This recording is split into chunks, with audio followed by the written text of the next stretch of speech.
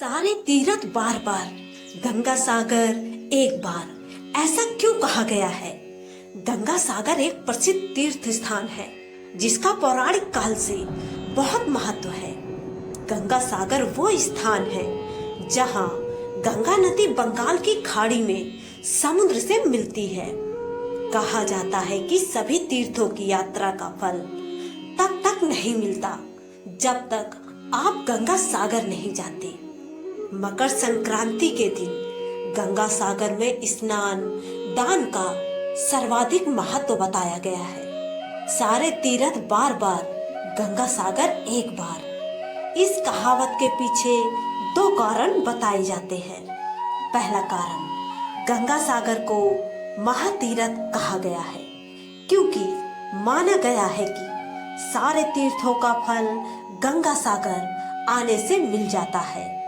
ये वो स्थान है जहाँ पर गंगा नदी के स्पर्श से राजा सगर के 60,000 पुत्रों को मुक्ति मिली थी। इसलिए कई श्रद्धालु लोग यहाँ आकर अपने पितरों का श्राद्ध, तर्पण व पिंडदान करते हैं और पूर्वजों की मुक्ति की कामना करते हैं। इस कारण से लोग एक बार तो गंगा सागर की यात्रा करना जरूर चाहते हैं। इसलिए कहा गया है, सारे तीर्थ बार बार, गंगा सागर एक बार। पुराणों में भी गंगा सागर में दान और स्नान को धार्मिक और आध्यात्मिक दृष्टि से काफी महत्वपूर्ण बताया गया है। दूसरा कारण, कोलकाता से गंगा सागर जाने के लिए पहले से 86 किलोमीटर दूर काकद्वीप जाना होता है, जहां हारवुड पॉइंट से 3.5 किलोमीटर स्टीमर नाव के जरिए सागर द्वीप पहुंचते हैं। इसके बाद सागर द्वीप पर 32 किलोमीटर यात्रा करने के बाद गंगा सागर तीर्थ आता है। पुराने समय में ये यात्रा काफी दुष्कर और कठिन थी।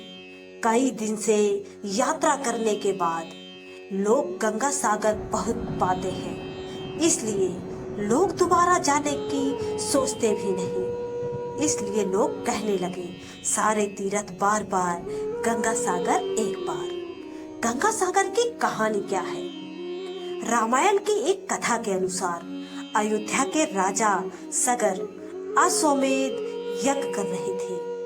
उनके प्रताप से डरकर देवताओं के राजा इंद्र ने उनके यज्ञ का घोड़ा चुरा लिया और कपिल मुनि के आश्रम में जाकर बांध दिया। राजा सगर की 2 रानियां थीं, केसनी और सुमति। केसनी का एक पुत्र था जिसका नाम था असमंजस था और सुमति के 60,000 पुत्र पैदा हुए थे। असमंजस बहुत उदंड था और प्रजा के लोगों को बहुत कष्ट देता था। इसलिए राजा सगर ने उसे अयोध्या राज से निकाल दिया। अश्वमेध यज्ञ का घोड़ा चोरी हो जाने से राजा सगर बहुत चिंतित हुए, क्योंकि यज्ञ पूरा होने के लिए घोड़ा मिलना जरूरी था। राजा सगर ने अपने 60,000 पुत्रों को घोड़ा खोजने के लिए भेजा। घोड़ा खोजते हुए राजा सगर के वे सभी पुत्र कपिल मुनि के आश्रम में पहुंच गए और घोड़े को वहां बंधा देखकर उन्होंने कपिल मुनि को चोर समझा। कपिल मुनि भगवान विष्णु का अंश अवतार थे, जिन्होंने कार्दम ऋषि के पुत्र के रूप में जन्म लिया था। राजा सगर के पुत्र कपिल मुनि के बारे में नहीं जानते थे और उन्होंने मुनि का काफी अपमान कर दिया। इस अपमान से क्रोधित होकर कपिल मुनि ने राजा सगर के पुत्रों को श्राप दिया कि तुम अब सब अभी भस्म हो जाओ। मुनि के श्राप देते ही तुरंत राजा सगर के 60,000 पुत्र वही भस्म हो गए। जब काफी समय बाद राजा सगर के पुत्र वापस नहीं आए तो उन्होंने अपने पौत्र अंशुमान, जो कि असमंजस का पुत्र था। अपने चाचाओं का पता लगाने के लिए भेजा। अंशुमान भी खोजते खोजते कपिल मुनि के आश्रम पहुंच गया। वहां उसने यज्ञ का घोड़ा और हजारों की संख्या में अस्थि पिंजर और राख देखी तो वो समझ गया कि क्या हुआ होगा। अंशुमान ने कपिल मुनि की स्तुति की और कृपा की प्रार्थना की। कपिल मुनि ने प्रसन्न होकर आंखें खोली। उन्होंने अंशुमान को अश्वमेध यज्ञ का घोड़ा ले जाने दिया और बताया कि अगर राजा सगर का कोई वंशज उस स्थान पर गंगा जी को ले आए तो उसके चाचाओं को मोक्ष मिल जाएगा। अंशुमान घोड़ा लेकर अयोध्या वापस आ गया और राजा सगर ने यज्ञ पूरा किया। राजा सगर ने अगले 30,000 वर्षों तक राज किया। फिर वे अंशुमान को राज सौंपकर स्वर्ग सिधार गए। अंशुमान ने गंगा जी को पृथ्वी पर लाने का बहुत प्रयास किया, लेकिन वो अपने जीवन में सफल नहीं हो पाया। अंशुमान के पुत्र दिलीप ने भी काफी तप किया, लेकिन वो भी गंगा को लाने में असफल रहे। राजा दिलीप के बाद उनके पुत्र भगीरथ अपने अथक प्रयास और घोर तप से गंगा को पृथ्वी पर लाने में सफल हुए। गंगा सागर कैसे जाए? गंगा जी ने आश्वासन दिया कि मैं पृथ्वी पर जरूर आऊंगी, परंतु जिस समय मैं स्वर्गलोक से पृथ्वी पर आऊंगी उस समय मेरे प्रवाह को रोकने के लिए कोई उपस्थित होना चाहिए। इसलिए भागीरथ ने भगवान शिव को तप करके प्रसन्न किया। भगवान शिव ने स्वर्ग से आती हुई गंगा को अपनी जटाओं में धारण कर लिया और वहां से गंगा 7 धाराओं में भूमि पर उतरी। पहली 3 धाराएं हिरदनी, पावनी और नलिनी पूर्व की दिशा में बह चली और 3 धाराएं सुचक्षु, सीता, सिंधु पश्चिम की ओर प्रवाह की।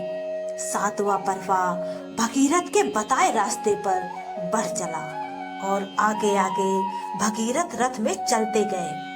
चलते चलते भगीरथ उस स्थान पर पहुंचे जहां उनके प्रापी पितामह भस्म हो गए थे।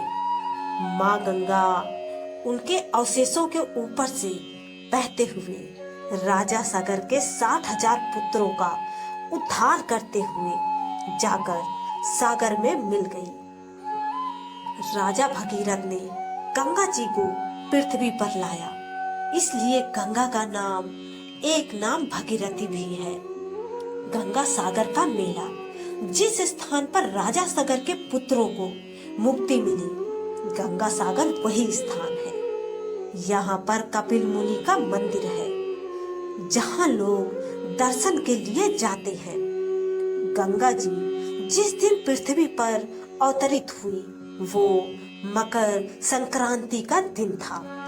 संक्रांति के दिन गंगा सागर में स्नान का बहुत महत्व है, इसलिए हर साल मकर संक्रांति के दिन गंगा सागर में विशाल मेला लगता है जहां लाखों लोग स्नान और दान के लिए आते हैं। गंगा सागर का मेला 5 दिन तक चलता है। इस दौरान तीर्थयात्री लोग मुंडन, श्राद्ध, पिंडदान और समुद्र में पितरों को जल अर्पित करते हैं। गंगा सागर में कपिल मुनि का प्राचीन मंदिर था जो कि समुद्र में समा गया। 1973 में यहाँ कपिल मुनि का नया मंदिर बना जहाँ श्रद्धालु और तीर्थयात्री दर्शन के लिए जाते हैं। गंगा सागर गंगा नदी का एक छोटा सा डेल्टा द्वीप है जिसकी आबादी करीब 2 लाख और क्षेत्रफल 282 वर्ग किलोमीटर है। सागर द्वीप के एक ओर बंगाल की खाड़ी और दूसरी ओर बांग्लादेश है। इस सुंदर द्वीप के ज्यादातर क्षेत्र में घने जंगल हैं। कपिल मुनि के मंदिर व आश्रम के अलावा यहाँ महादेव मंदिर, शिव शक्ति महानिर्वाण आश्रम, भारत सेवाश्रम संघ का मंदिर, धर्मशालाएं भी हैं। दोस्तों, आपको यह जानकारी एवं कथा कैसी लगी कृपया कमेंट करके जरूर बताएं। वीडियो पसंद हो तो लाइक करें और ऐसी ही और भी बहुत सारी कहानियों, कथाओं एवं जानकारियों को सुनने के लिए चैनल को सब्सक्राइब जरूर करें। धन्यवाद। जय श्री राधे राधे।